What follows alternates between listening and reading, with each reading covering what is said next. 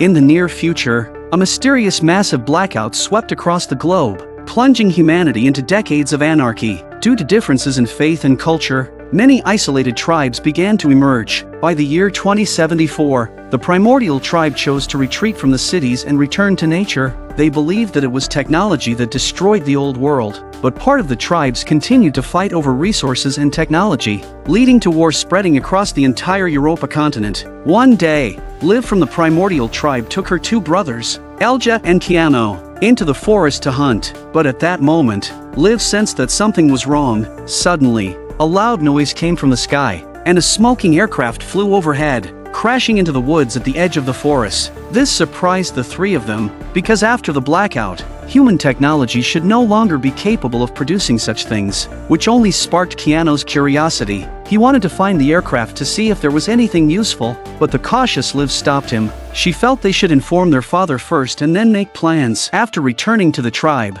the three of them told their father about it. After hearing the story, their father was conflicted about whether to investigate the aircraft, but after some consideration, he refused. Meanwhile, Varvara from the Raven tribe reported to the tribe chief that a small team under her command had shot down an aircraft from the Atlantic tribe. The aircraft crashed on Crimson tribe's territory. The chief had long coveted the technology of the Atlantic tribe, as they possessed the most advanced technology. The chief wanted to steal their technology in order to conquer the entire Europa continent. He immediately ordered Varvara to find the aircraft at all costs. On the other side, Keano could not stop thinking about the aircraft. He believed it could provide answers to why the world was destroyed. However, their father did not want to discuss it with them. Liv believed there might be survivors in the aircraft and they should offer help, but their father was more concerned about the tribe's safety, fearing that if the survivors had bad intentions, it could bring disaster to the tribe. Liv countered by reminding him of the Primordial tribe's principle of unity, which made their father pause and think.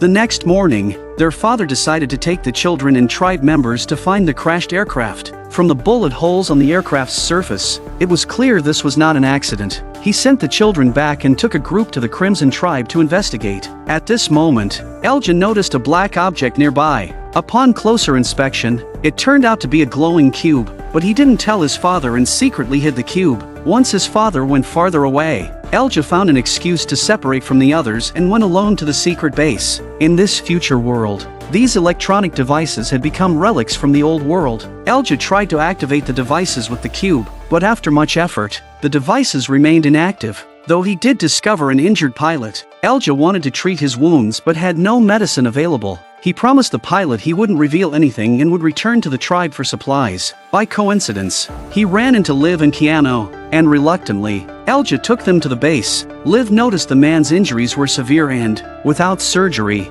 he might not survive. The three of them decided to bring the pilot back to the tribe, but what they didn't know was that the Raven tribe had already been watching everything. Meanwhile, their father and his group had arrived at the Crimson tribe's territory, only to find it had been looted by the Raven tribe, leaving nothing but corpses. Their father realized the seriousness of the situation and quickly turned back toward the tribe. After some emergency treatment, the pilot's life was temporarily saved. Elja returned the cube to the pilot and asked what it was. The pilot explained that it was the Atlantic cube and asked Elja to take it to his people, who could answer the true cause of the blackout. Before he could finish, their father rushed back. He insisted that the pilot be sent to the basement to avoid causing unnecessary trouble. He also sent a messenger to the Crimson tribe's headquarters for help and ordered the tribe members to prepare for battle immediately. But it was too late. Varvara had already led the Raven tribe to their doorstep and had brutally killed the messenger. Their father offered to hand over the pilot to the Raven tribe to ensure the tribe's safety, but they had no intention of leaving any survivors. A chaotic battle broke out.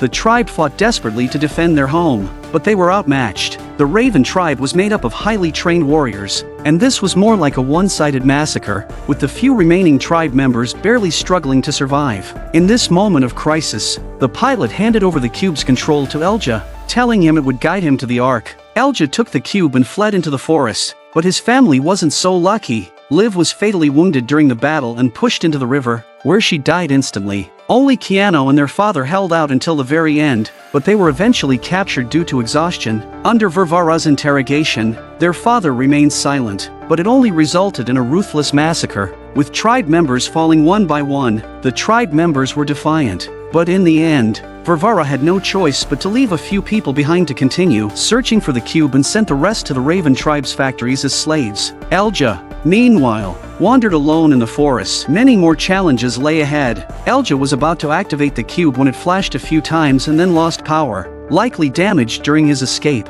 He found an abandoned warehouse and tried to use tools to repair the cube. At that moment, a stranger broke into the room. The man claimed to be a scavenger, collecting old-world artifacts. He would then process and resell these items to other tribes. When Elja heard he could repair things, he quickly handed over the cube, hoping the man could fix it. Seeing how professional Moses seemed, Elja cooperated and even went next door to grab a toolbox. But when he returned, Moses had already vanished. Elja immediately rushed out of the warehouse, but unfortunately, he couldn't catch up with Moses and could only watch as he drove away. Worse yet, members of the Raven tribe had just caught up with him. Elja was thrown to the ground and beaten, but just then, Moses suddenly had a change of heart. He came back to save Elja's life and quickly fled the forest before Raven tribe reinforcements arrived. Seeing Elja crying and looking so pitiful, Moses couldn't bear it and gave the cube back to him. He also told Elja that there were people offering a high price for the cube, and if they managed to fix it and sell it,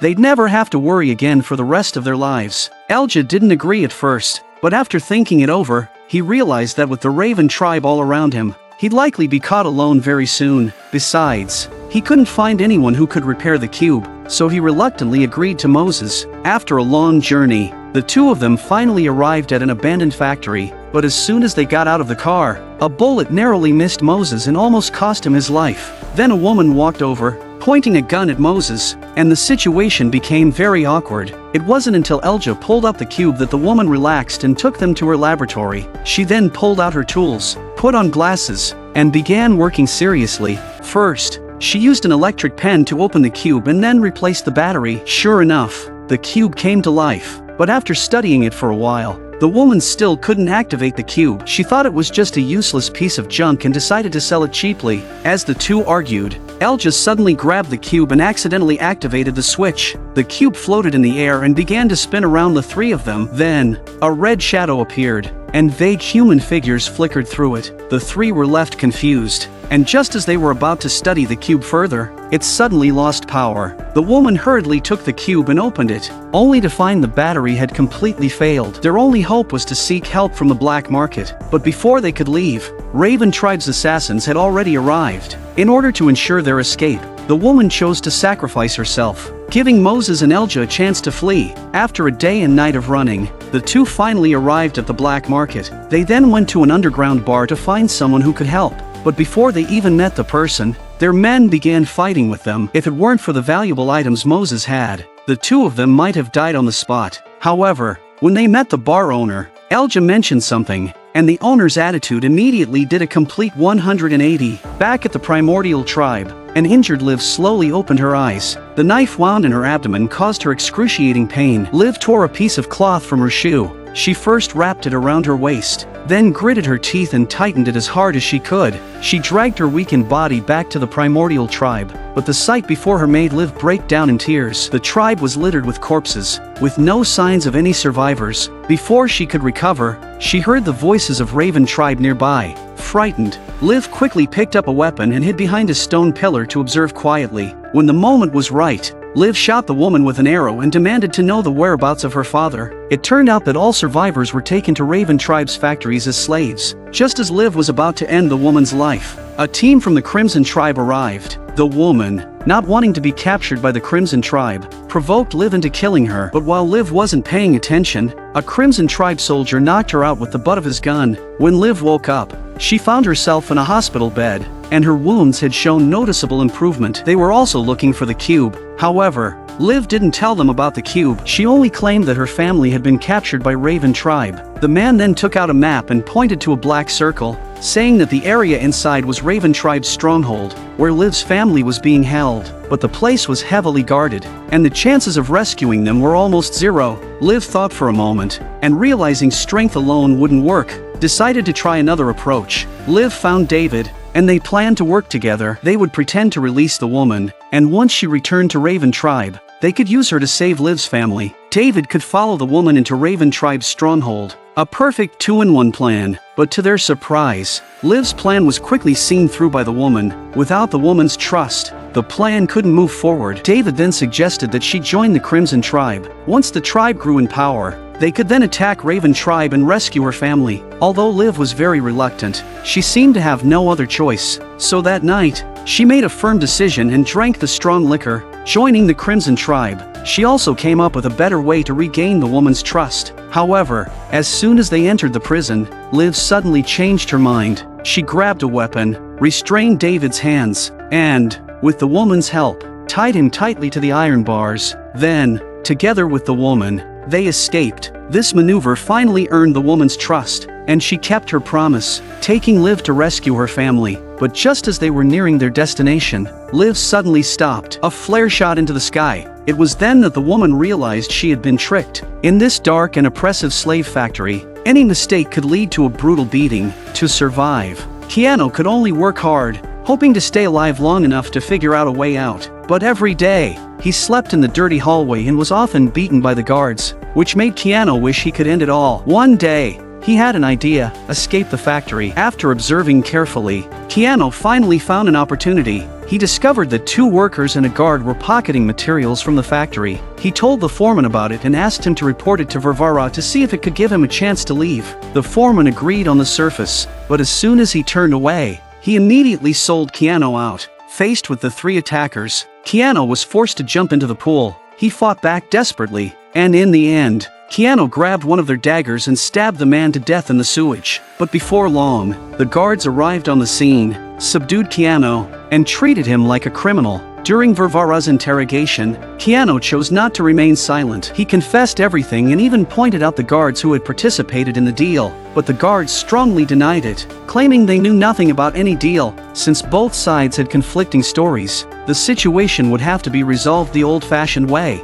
At the execution ground, Keano's neck was bound with steel wire. If he didn't speak the truth, his head would be chopped off. The guards watching nearby were terrified. In a desperate attempt to save himself, one of them pointed out 2 workers, hoping to make them scapegoats. But Varvara had already seen through this. She slowly took out a knife and told the guard to deal with the situation himself. At least that way, his family might be spared. The guard had no choice. He took the knife, plunged it into himself, and fell dead at Varvara's feet. The other 2 weren't spared either. Only the honest Keano survived and caught Varvara's attention, so she took him back to her private base. After cleaning up, Keano enjoyed a lavish dinner and was then taken to Varvara's room, where he became her personal servant. Keano knew how to seize an opportunity. He served Varvara diligently, and when the time was right, he expressed his desires. Varvara didn't answer him directly but told him to choose a weapon and demonstrate his abilities first. Although Keano was defeated, his indomitable spirit piqued Varvara's interest. So on a moonless night,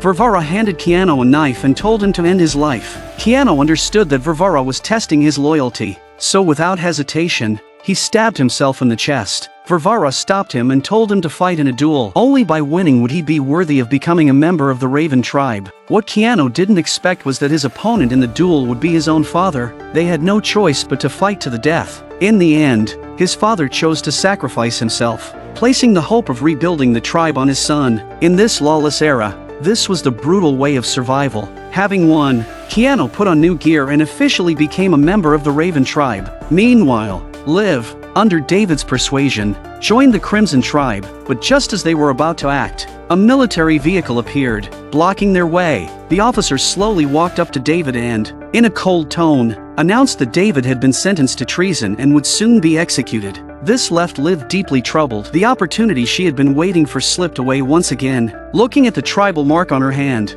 Liv felt conflicted. However, she didn't give up on rescuing her family and went to the prison to discuss her next steps with David. It turned out that the officer from earlier was David's father, the leader of the Crimson Tribe. If they wanted to proceed, there was only one way: kill David's father. Liv took the poison without hesitation and then walked up to the officer. The officer, being very polite, first poured 2 glasses of wine to ease the atmosphere and then began discussing future plans with Liv. The wine glasses in front of her were Liv's opportunity. She quietly took out the poison and tried to slip it into the officer's drink when he wasn't looking. But just then, the officer's words suddenly made Liv change her mind. And I can ask the Capitan. Before leaving, Liv saw David one last time and confessed her plan to him. Then, she found the prison's threshold, quietly handed it to a friend, and urged him to do everything possible to rescue David. Liv boarded the military vehicle, embarking on the long journey to the Raven tribe. She thought that with the officer leading the way, the path would be smooth, but to her surprise, not far along, a large tree blocked their route. The officer sensed something was wrong. This could be an ambush. Sure enough, after reaching the deserted town, Raven tribe's assassins had already surrounded the area, trapping them. Seeing the standoff, the officer had no choice but to step in and attempt to negotiate peacefully. But just as they were about to shake hands, gunfire erupted, and soldiers began to fall one by one. The officer was also shot and killed. In this critical moment, Liv freed the woman from her handcuffs. Together, they rushed into a building to temporarily escape the sniper's fire. What Liv didn't expect was that the one who ordered the attack was David,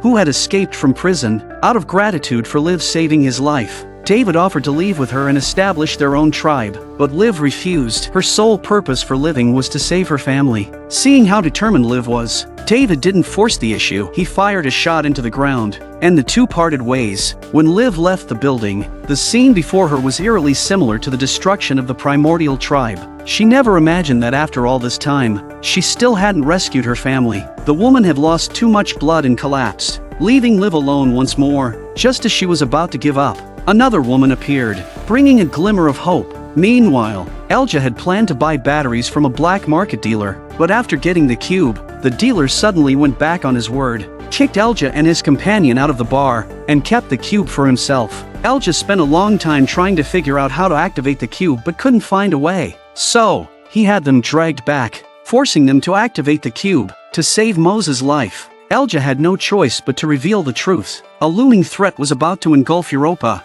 and only the cube could save the world. After speaking, Elja took the cube and scanned it with his eyes. Sure enough, the cube began to float, followed by a mass of black smoke. It was an unknown evil force, rapidly approaching the Europa continent. After seeing this, the man finally believed Elja. He gave Elja the fusion module for free, asking only that Elja inform him first once the investigation was complete. But just as Elja took the module, the Raven tribe hunters caught up with them. In the critical moment, the cube suddenly activated on its own, transforming into an incredibly powerful weapon. Elja instantly felt more confident. He quietly sneaked into the bar, drew a gun, and demanded that everyone surrender their weapons, but the others scoffed at him, questioning if a few big men would really fear a child. Facing the approaching killers, Elja decided to show them his power. The weapon's power stunned them, and they hurriedly dropped their weapons, unable to do anything but watch as the two left the bar. The next morning, Moses suddenly stopped the car, his emotions growing agitated. Elja immediately sensed Moses' unease. He sincerely said, "I must take the cube to the Arkansas." Seeing how genuine Elja was, Moses didn't press further. Instead, he plotted a route and decided to accompany Elja on the journey to find the mysterious ark that could save the old world. Following the cube's directions, they drove to a valley, but the area was empty, with no lake in sight, let alone an ark. After searching for a long time, Moses finally lost his patience. He said there was no ark, that it had all been a lie. With that, he turned to leave, and Elja, frustrated, angrily threw the cube into the lake. To his surprise, a miracle happened. The surface of the lake erupted in a huge splash, and a massive box slowly rose from the water. The two stared in disbelief. Could this be the ark? Before they could recover from the shock, the box's door opened on its own. The two were about to embark on a brand new adventure. Whether the ark could save their home was still uncertain.